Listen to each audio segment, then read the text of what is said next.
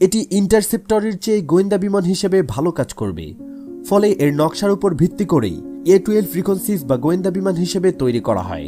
এতে একজন পাইলট দরকার হতো। এত গতিসম্পন্ন বিমানে আমেরিকানরা পাইলটের ঝুঁকি কমাতে D-21 নামক একটি সুপারসনিক ড্রোন তৈরি করে, যা মূলত A-12 এর বামন ভার্সন। এই ড্রোন ঘন্টায় 3600 কিলোমিটার গতিতে উড়ে ছবি তোলার কাজ শেষে নিজে নিজেই ধ্বংস হয়ে যেত। কাজ শেষে নিজে ধ্বংস হয়ে যেত বিধায় ড্রোনগুলো একবারের বেশি ব্যবহার করা যেত না। তাই মার্কিন প্রশাসনের খরচ ক্রমশই বেড়ে যাচ্ছিল। তাই SR71 নামে সম্পূর্ণ নতুন একটি প্রজেক্ট হাতে নেওয়া হয়। বিশেষ ক্ষমতা সম্পন্ন এই SR71 বিমান প্রায় 3500 পাউন্ড ওজনের ক্যামেরা এবং অন্যান্য গোয়েন্দা সরঞ্জাম বহন করত। এটি ভীষণ নিখুঁতভাবে ছবি তুলতে সক্ষম ছিল।